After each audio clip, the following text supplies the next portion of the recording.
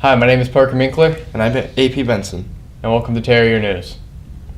Every year, nearly 420,000 people are injured in accidents involving distracted driving. April is National Distracted Driving Awareness Month, dedicated to the education and prevention of distracted factors while on the road.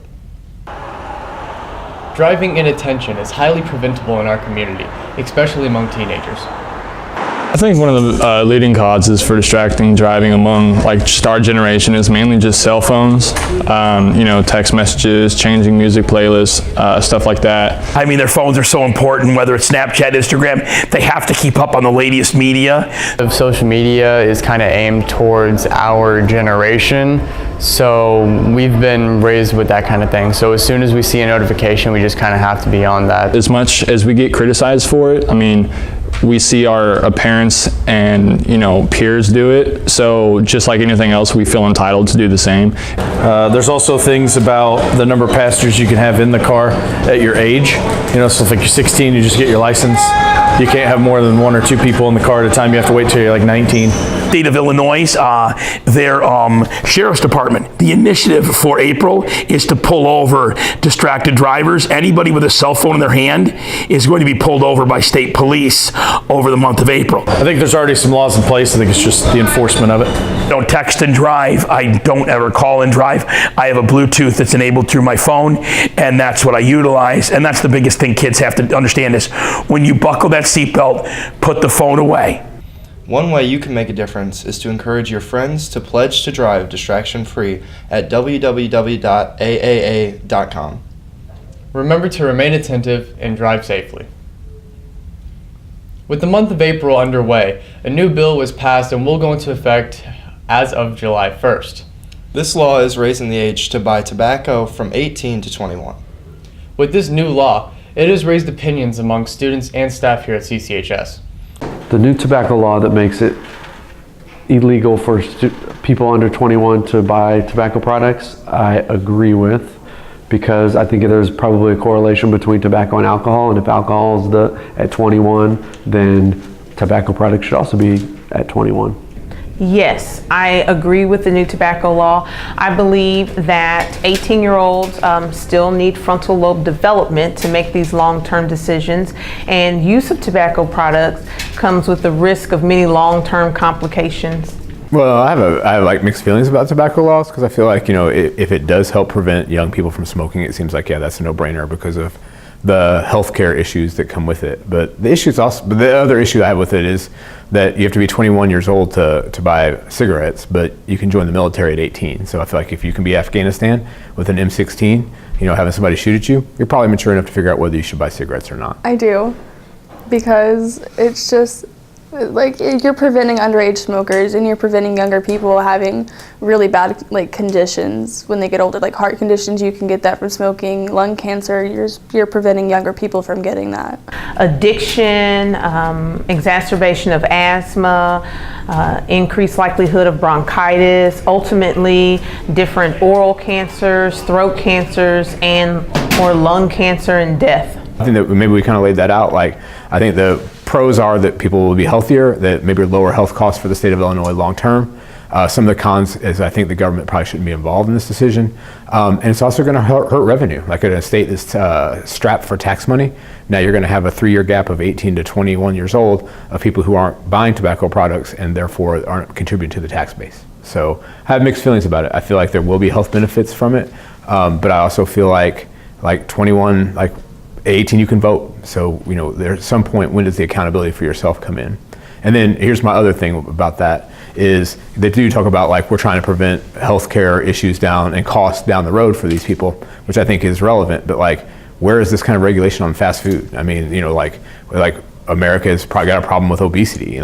More people are obese than smoke, but it seems like, nobody wants to take that on. So I have mixed feelings about it. Obviously, I don't want folks to smoke, but I also think that at 18, you probably can make those decisions for yourself and shouldn't have the government deciding that for you. I think the pros are smoking's bad for you. Everybody knows smoking's bad for you, and the harder it is for younger people to have access to tobacco products, then the better it is for all of us. The cons, I'm not sure if I know any cons. I'll go with the pros. And always remember to stay away from smoking because it does impact your life. Nursing is a high-demand career that many students choose, and here at CCHS, we offer a certified nursing assistant class to help prepare you for your future. Ms. Nelson is the CNA instructor here who is currently teaching 2 different CNA sections, first and second hour along with 5th and 6th. Within the program, students learn basic aid care such as bathing, feeding, and assisting in activities with the residents. Students participate in 40 hours of hand-on clinical experience in a nursing home, working with residents and help provide care and support. I think my favorite part about the program has to be what I think is most of my students' favorite program, and that's the clinicals. We do a lot of theory work, we do a lot of learning in the classroom, and a lot of practicing and hands-on work in the classroom. But the best part is when we go to clinicals and they put it into practice. The part about the program is being able to work and help out with the older people and the sick and stuff, because growing up, I've always had like a lot of family members that was disabled. So I've always helped out with them as I was growing up. So it's just something I wanted to go into. What is your favorite part about the program? How relevant it is to my life and how naturally it comes. For students to be involved in the program, why? Yes, because I feel like this would be a good experience for students. Like if students see how other illnesses affect people, they will probably feel empathetic about other people's situations. Absolutely. This is an opportunity to get a professional certification while you're still in high school. One of the fun things I've seen this semester is about 17 of my former students are now working at the site where we do our clinicals. So even in high school, you could be working at a job where you're making $12 an hour, making a difference in the lives of people every single day. Not only is it good work, it is a high-paying job starting at $11 an hour, which is a lot better than a minimum wage fast food job. If you are interested in the class or want to find out more information, go talk to Ms. Nelson and be a part of a rewarding and enjoyable job. As prom rolls around the corner, many students are feeling the pressure of finding a date for the big night. While most people simply ask, others go the more creative route of the promposal. He put up a bunch of string lights around his room, and then he said, "Will you light up my night at prom?" I was in New York, and I decided to be a big spender, so I went to Times Square, and I bought a very large billboard that asked if she wanted to go to prom with me, and I took a picture of it. It was a surprise egg scavenger hunt at her house. She didn't know about it, and I got her mom in on it, so these eggs were filled in with like hints to like lead her around the house, and then the final destination I like popped up behind the kitchen counter with the promposal like sign. So we went out to his car and he pulled out a poster on the trunk out of the trunk that said, "What Oreo doing April 27th?" A really bad charade of, "Will you go to prom with me?" and then get frustrated, walk off stage, and then I would have a poster that would say, "Will you go to prom with me?" And she said no. I'm just kidding. She said yes. Remember that prom tickets are on sale this week. George R.R. Martin's Fantasyland comes back to life this Sunday with the long-awaiting return of Game of Thrones. The highly anticipated final season of the critically acclaimed television series is back in full force, and the fans couldn't be happier. The 7th season had a wild finish and has left people eager to discuss the show. The most pressing question obviously being, when the series finally ends, who will sit on the Iron Throne? The HBO classic is a pop culture phenomenon and is one of the most awarded television shows of all time. While you don't have time to watch the entire series by Sunday, it's worth a try. I know I won't. The seniors' high school career is coming to an end. With the pressure of having everything they need to graduate comes days that take the pressure off their shoulders. The senior trip and senior stock are 2 major events that seniors look forward to. During senior stock, the winners of the Senior Silly Awards are announced. Senior Silly Awards are a list of most likely tos that the seniors vote who out of their graduating class are indeed most likely to.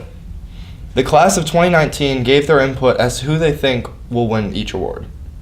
Who do you think has the best smile? Jack Goodale. Sarah Petrovich. EJ has the best smile. Autumn Lindsay has a really nice smile, and EJ. EJ. Elijah James has the best smile. Who do you think will be late to our own wedding? Bodie Jones. Jack Goodale. Carter would be late to his own wedding. Jonathan Hudson. Autumn. I think Regina Dedecker will be late. Who has the most school spirit? Oh, Jack Butler for sure. Jack Butler and Jack Goodale. Jack Butler and Jack Goodale. I saw them at every game. Both the Jacks. Tyler Radney. Who's the best sweet talker? Jakiba Burley. Devon Love. Austin. Has the best hair? Jackson Burnhorst. Myself. Best hair. Regina. Karen Santos. Her hair is like crazy long, and Sarah Petrovich. Gina. It's Butler. Who's the biggest partier? Aiden Skiles. Aiden Skiles. Probably everybody, honestly. Emma Turk, for sure. Ariana. Who's most likely to attend next year's homecoming? Maddie Mize. Sophie DiBiase. Jonathan. Jonathan Hudson. Probably Orlando. Noah Stevenson. And are you campaigning for anything? Yes, I'm competing for most likely to join a sorority and most likely to be married in 5 years. You can vote me for anything, you know. Me to be likely to be in a sorority or fraternity. No, that's lame. Good luck to all the seniors crossing their fingers to win an award. Let the campaigning begin. Thank you for tuning in to Terrier News. This has been Parker Minkler and AP Benson. And we are signing out.